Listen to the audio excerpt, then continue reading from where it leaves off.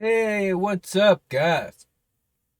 So, we are going to start talking about this 1350 statistic. All right. First and foremost, I do not believe it whatsoever. All right. Uh, First of all, one of the biggest flaws with the 13%, it assumes that every black person have filled out the consensus form. Guess what? I didn't fill out the consensus form. All right. Uh, Now maybe most black people do fill it out. Maybe most people do fill it out. All right. However, there's really no way to know. So right off the bat, the 13% I think is flawed. All right. We don't know how many of the black population have actually filled out that form. I think um, the 13 is should be way higher than that. All right, absolutely.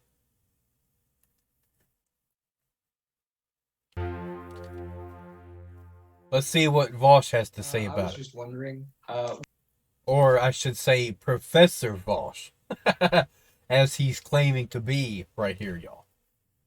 how do you respond if they bring up something along the lines of like 1350, all that Uh, disproportionate? the Socratic method. Why do you think 1350? It's very, very easy. See, and they do these gotchas all the time, so I don't think it's wrong for us to do them as well, because we're here to win. When a person brings up 1350, okay, why? Why do you think that is? Why do you think black people commit more crime? There are only two answers. Only two. There are only two conceivable explanations. Um, because black people are more likely to be criminals, or it's because of culture, because of society has made them into criminals. All right. I believe that's what he's getting ready to say. He said there's only two possibilities for the reason why. Now, I think this is a very interesting approach for him to take. You know what I'm saying? Uh, I've said it many times.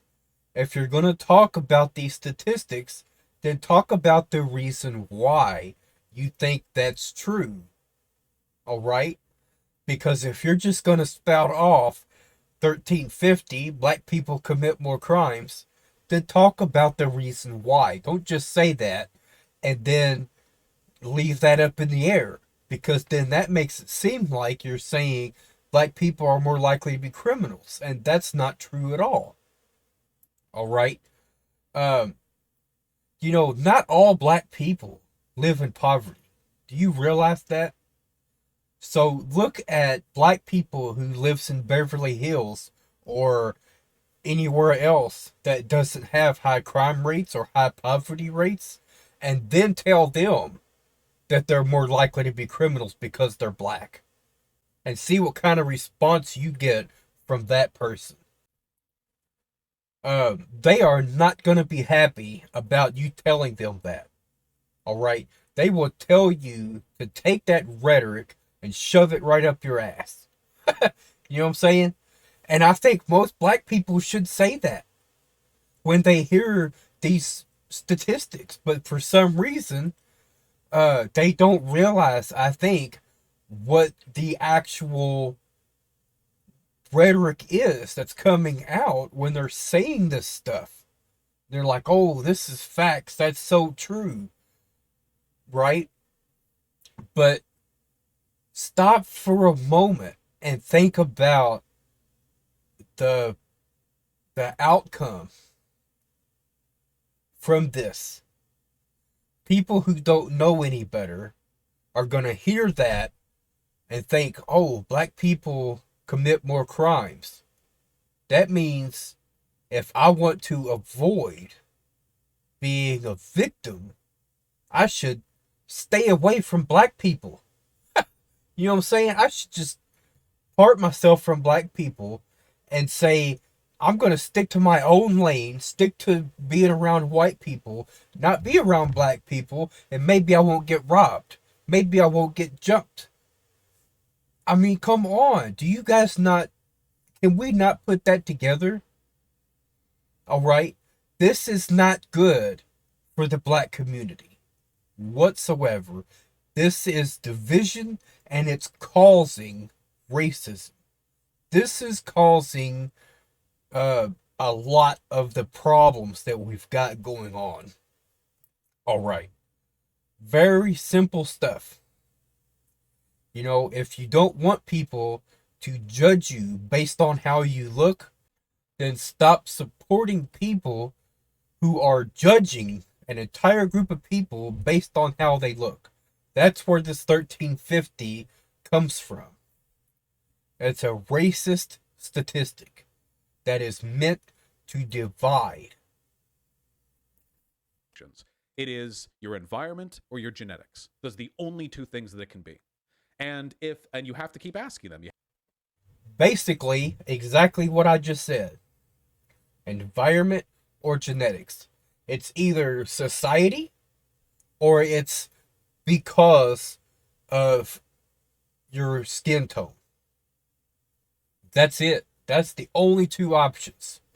Have to run down this tree. They'll say, I don't know. And then you'll say, oh, well, then I do know. The reason why black people commit more crime is because of a bunch of policies that were deliberately designed to target them, like the drug war and redlining, and because they're disproportionately poor, stemming from environmental there you go. That stemmed from generational poverty. It's that simple. That's why they commit more crime, because of that. Easy. And if they challenge that, like, well, hold on, America's not racist, then you have to ask, oh, so do you think there's something wrong with black people then? And they'll. So, if that's the case, why aren't we doing more to support these black communities who are living in poverty? And the same goes for white people who are living in poverty. Why aren't we doing more to help them? I'm going to quote from the Bible right now. All right. If you give a man a fish, you feed him for a day. You teach him how to fish. You feed him for a lifetime. That is a simple analogy for how the system could stop a lot of crime. All right. Take people who are living in poverty and desperate to get by, and when their back is up against the wall and they're looking at their kids who doesn't have any food, all right, you know, don't say, oh, I would never rob anybody. Don't say that until you're in that position to where you're getting ready to get evicted. You've got no money, you've got no food, and your kids are hungry. Then tell me you would not ever commit any crimes. Because I promise you, most people would figure out something. That's just the way it goes. You know what I'm saying? Now, if the system could come in and give that person a life coach or something that they could come in for free and explain to them the situation.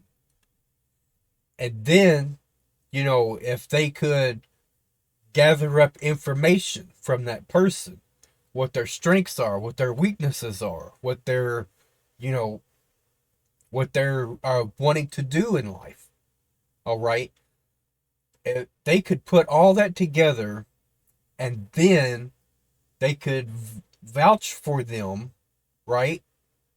And go to employers and say, hey, look, I have what I think is a valid candidate for your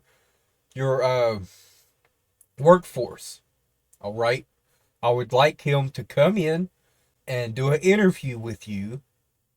I'm already vouching for him, so please give him a chance. Now, if that doesn't work out, then that person should already be, knocking on other doors, trying to help this person find employment. All right. I also think there should be, um, with that, the ability to get an emergency loan. All right. Not a huge amount, but at least something to get the ball rolling. All right. Uh, if he's got starving kids at home, he doesn't have nice clothes, he's about to get evicted, those are things that he needs like right now. He doesn't have time to wait several weeks to get a job and then another several weeks before he starts getting paid. He's already going to be kicked out. He's already going to be homeless at that point. You know what I'm saying? So give him a loan without checking his credit. Like, they really got to stop with everything depends on your credit score. Sometimes people deserve a break. All right. Especially if they're down bad like that. Especially if they're hurting that bad. If they show up to a life coach and they're looking for work, then that shows, I think, that they're wanting to get legitimate work. All right. And just to make it perfectly clear, this isn't just for black people, is what I'm saying. This is for anybody who is struggling with poverty. Anybody who has, bad criminal history and can't get, having hard time finding jobs because of that. This is where that would come in. Those people need help. They deserve another chance. You know what I'm saying? Usually default to some nebulous argument about culture. Well, what creates black culture? What creates culture? What leads to culture? Is culture not a product of its people? Are you saying that they're bad, or are you saying something else led to culture being wrong? You ask these questions over and over. It's society. Society is what has turned them into this. All right. A lot of times you become a product of your environment. All right. And what is the environment like? It's chaos over there. When poverty level goes up, so does the crime rates. It's that simple. You want to lower the crime rates, lower the poverty rates. Make it easier for these people to find legitimate work, and they won't resort to crime to get by. Let them make an honest living. They will then stop selling drugs. What about that? Isn't that a good thing? Less people to push drugs equals less drugs on the street. But instead, you want to treat the problem with band-aids instead of cutting the root out of the ground so it stops growing. Who knew? You know what I'm saying? Who knew that was an option? And they don't want to come out and say it. Let's be real. Most conservatives privately think there's something wrong with black people. They do. They do genuinely believe this. But they recognize optically they have to avoid actually engaging with that point. So they'll usually either say they don't know or defer to some nebulous cultural explanation. But culture is a product of environment. Why do black people distrust the police? That's there you a go. Cultural element. That's a product of black culture in America. Just said it. You know what I'm saying? I just said it. We can't keep looking at people who've turned to crime and say, well, you're just a horrible, evil person. That may be now, but that doesn't mean that's what they intended to be. It doesn't mean they turned into that because they wanted to. More than likely, they turned into that because of their environment, because of how they grew up. You know, you can't grow up in Beverly Hills and pretend to know what it's like to grow up in the ghettos or in trailer parks and see horrible stuff go down all the time. It's not because of rap music. Rap music came from a pre-existing fear of the police. Why? Because police mistreat black people. That's environmental. That's not genetic. That's not an expression of their personal biological deference from the police. And if you run down... Also want to point out something too. The reason why I think a lot of police do mistreat black people is because of statistics like this. Because it justifies for them that it's okay to approach black people with our fingers on the triggers. Because it insinuates that black people are more likely to be criminals. It guarantees that they commit more crimes. You know what I'm saying? So, what are they supposed to think if they buy into this? This statistic, I don't understand why so many black people are like, oh yeah, this is true. It's not. Another thing we're going to look at is people saying that the 50% is also wrong. I'm not exactly sure if that actually holds up. I've got quite a bit of research to do on that. But that's going to be in part 2. That's where we're going to start looking at that. All right.